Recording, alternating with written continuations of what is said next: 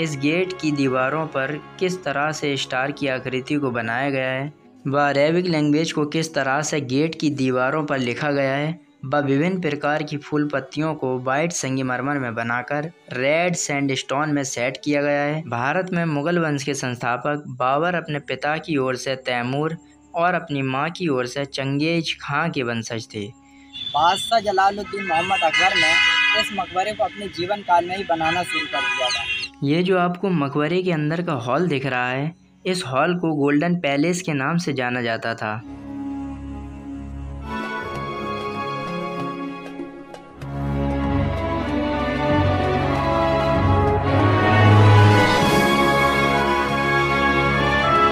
दोस्तों, अब हम आपको इस मकबरे की सबसे ख़ास जगह शहंशाह जलालुद्दीन की कब्र को दिखाने जा रहे हैं। गया है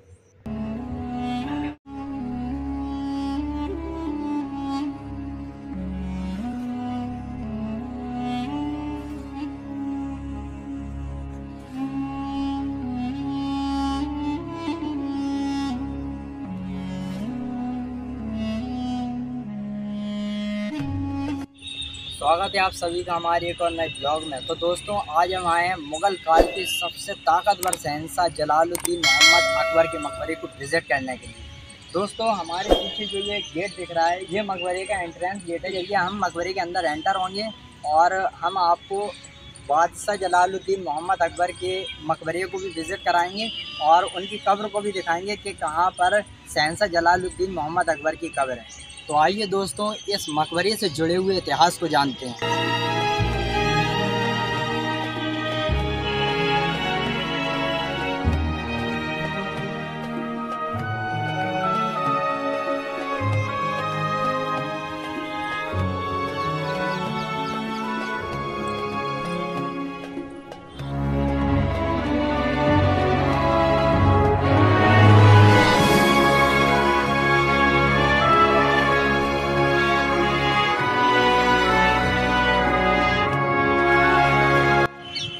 तो दोस्तों, फाइनली हम मकबरे के मेन गेट पर पहुंच चुके हैं और ये मकबरे का मेन गेट है जिसके सामने हम लोग खड़े हैं। और आइए इस मकबरे से जुड़े हुए इतिहास को जानते हैं।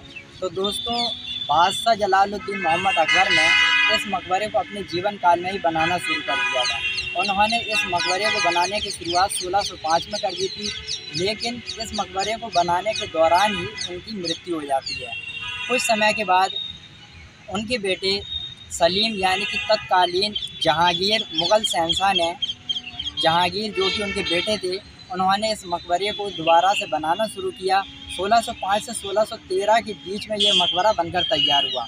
आज ये मकबरा पूरे इंडिया में नहीं बल्कि वर्ल्ड लेवल पर फेमस है। लोग देश विदेश से इस मकबरे को विजिट करने आते हैं। इसमें बहुत सारे आर्किटेक्चर में आपको देखने को मिलेंगे। इसकी 4 मीनारें ताजमहल की मीनारों से काफ़ी ज़्यादा अलग लगती हैं और ये मकबरा बहुत ही खूबसूरत है। तो आइए इस मकबरे को विज़िट करते हैं।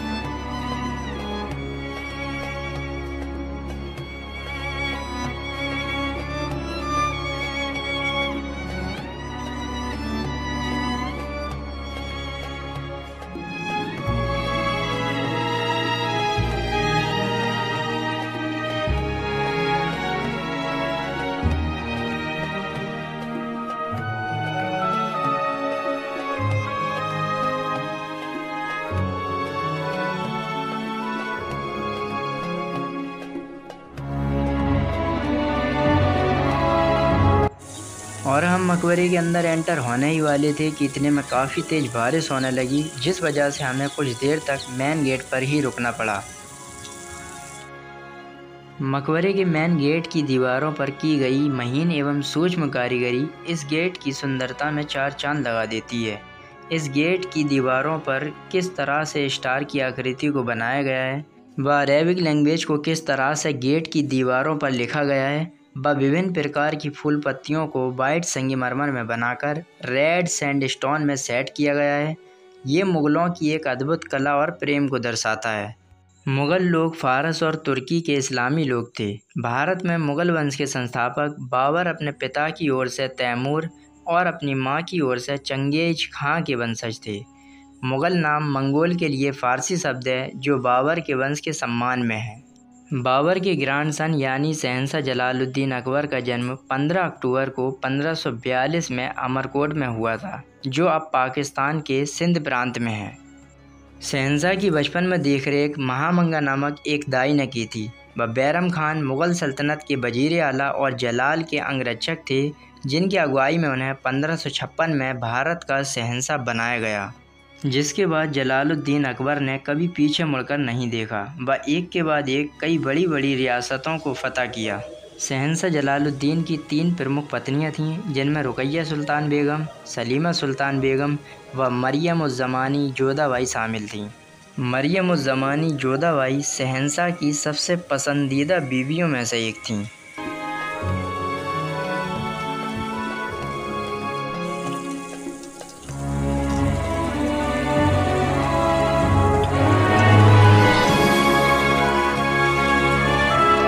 दोस्तों, ये मकबरा आगरा से 4 किलोमीटर की दूरी पर सिकंदरा में स्थित है, जहाँ पर ये मकबरा बना हुआ है। सिकंदरा आगरा का उपनगर है। और हम आपको बता दें कि जलालुद्दीन मोहम्मद अकबर का पूरा नाम अबू अल फतह जलालुद्दीन मोहम्मद अकबर था, जो भारत के महान सम्राटों में गिने जाते हैं।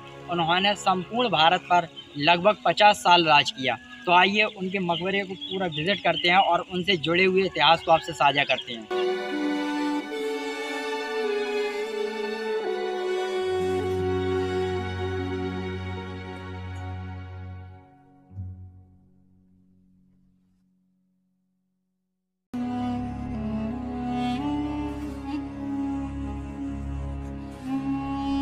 दोस्तों, ये मकबरा सिकंदरा के 119 एकड़ के एरिया में फैला हुआ है।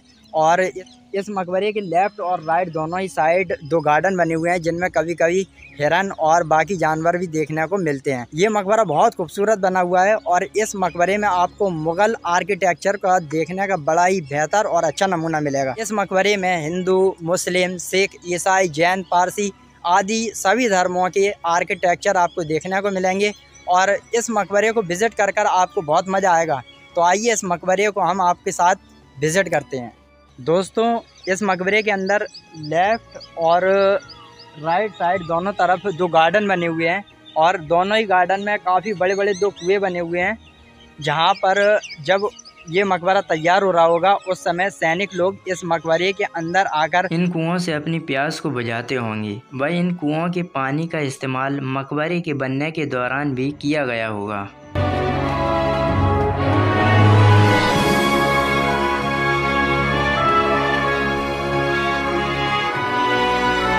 इस मकबरे को बनाने में उस समय करीब 15 लाख रुपए की लागत आई थी। दोस्तों, 1556 में जिस 13 साल के लड़के ने हिंदुस्तान की सल्तनत की बागडोर संभाली थी, एक दिन वो भारत का बहुत बड़ा शहंशाह बना। जी हाँ, हम बात कर रहे हैं जलालुद्दीन मोहम्मद अकबर की। जलालुद्दीन मोहम्मद अकबर 13 साल की उम्र में हिंदुस्तान के सुल्तान बने थे और उन्होंने धीरे धीरे अपने साम्राज्य का विस्तार करते गए और उन्होंने कई बड़ी बड़ी सल्तनत को फतेह किया, और जिनमें गुजरात, कंधार, काबुल, ठीक है, उस तरह से और भी कई बड़ी बड़ी साम्राज्यों को उन्होंने फतेह किया और बड़े बड़े राजाओं को हराया। और उन्होंने अपने मुग़ल साम्राज्य का इतना विस्तार किया कि एक दिन वो पूरे भारत के शहंशाह बन गए और उन्होंने पूरे भारत पर लगभग 50 साल राज किया।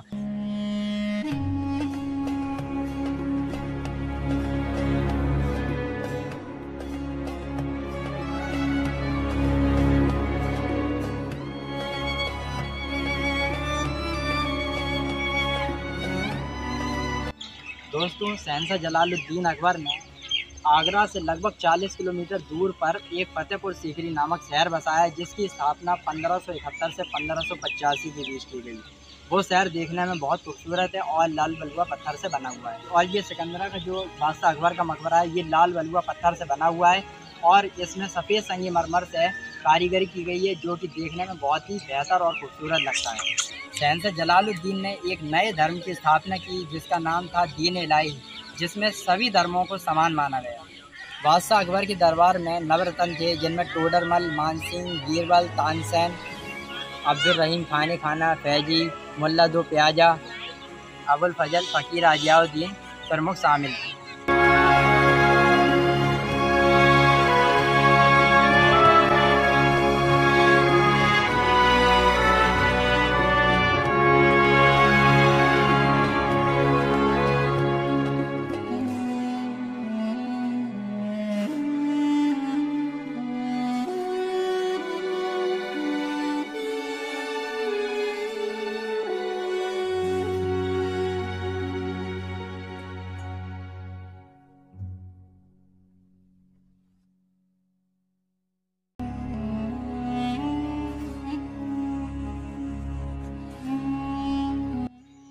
ये जो आपको मकबरे के अंदर का हॉल दिख रहा है, इस हॉल को गोल्डन पैलेस के नाम से जाना जाता था।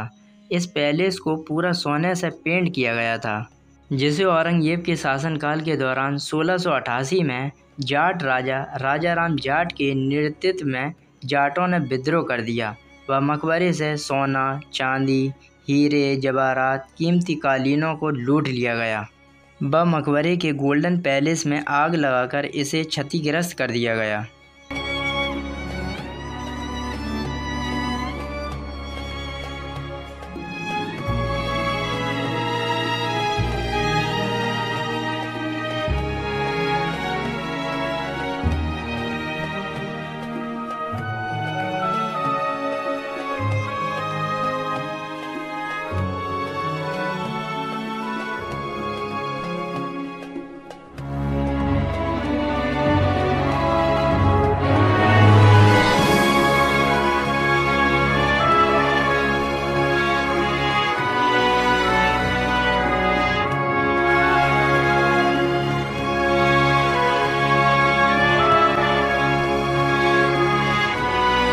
दोस्तों, अब हम आपको इस मकबरे की सबसे ख़ास जगह शहंशाह जलालुद्दीन की कब्र को दिखाने जा रहे हैं।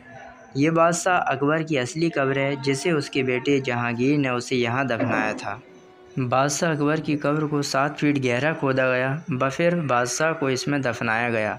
बादशाह की कब्र को वाइट संगमरमर से कवर किया गया है।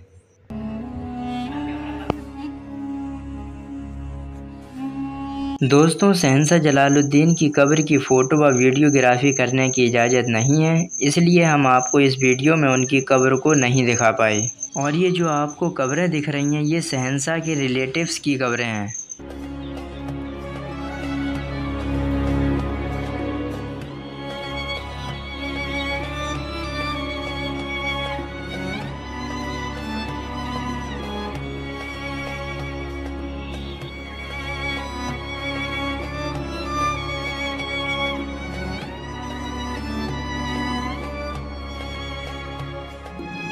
शहंशाह अकबर के बेटे जहांगीर ने इस मकबरे को बेहद खूबसूरती से बनवाया था व लाल पत्थर में सफ़ेद संगमरमर से इस मकबरे को सजाने का काम किया गया व इसके हर एक हॉल के पिलर को बेहद मजबूती से बनाया गया।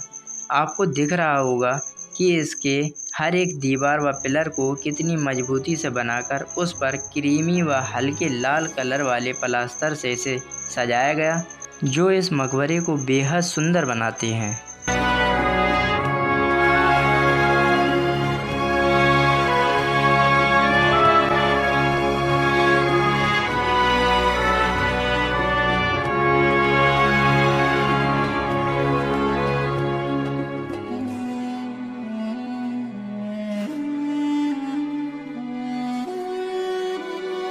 दोस्तों, जलालुद्दीन अकबर के नवरत्नों में से एक अबुल फजल, जो कि अकबर के नवरत्न थे, उन्होंने एक किताब लिखी थी आईन अकबरी, जिसमें 1595 के अकॉर्डिंग बादशाह जलालुद्दीन की कुल नेटवर्थ 9 करोड़ रुपए बताई गई थी उस वक्त में, जो कि आज के खरबों रुपए बनते हैं।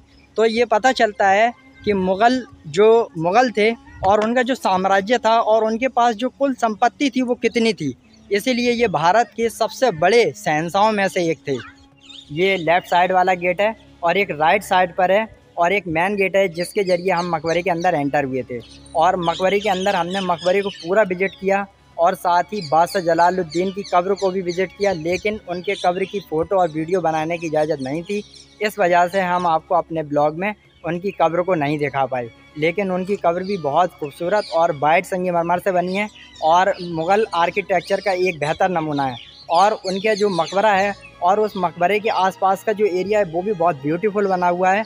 तो आई होप आपको हमारा ये ब्लॉग पसंद आएगा। आपको जब भी टाइम मिले आप सिकंदरा आकर बादशाह जलालुद्दीन के मकबरे को विज़िट करें। आप लोगों को जब भी टाइम मिले आप आगरा आएँ और सिकंदरा आकर बादशाह जलालुद्दीन के मकबरे को एक बार ज़रूर विज़िट करें। आपको मकबरे के अंदर आकर बहुत अच्छा लगेगा, क्योंकि ये मकबरे के अंदर आपको आकर मुग़ल आर्किटेक्चर को देखने का मौका मिलेगा और उस वक्त मुग़ल आर्किटेक्चर इस चरम सीमा पर था, आपको पता चलेगा, क्योंकि मुग़लों को जो मोहब्बत थी कलाकृति से वो आपको देखने को मिलेगी। और ये मकबरा बहुत सुंदर और ब्यूटीफुल बना गया है। ये मकबरा लाल बलुआ पत्थर से बनाया गया है और इसमें सफ़ेद संगमरमर कारीगरी की गई है, जो कि इस लाल बलुआ पत्थर के अंदर सफ़ेद संगमरमर से कारीगरी करके इस मकबरे को समृद्ध बनाता है। और ये मकबरा बहुत ब्यूटीफुल है और इस मकबरे को घूमकर आई होप आपको बहुत मज़ा आएगा।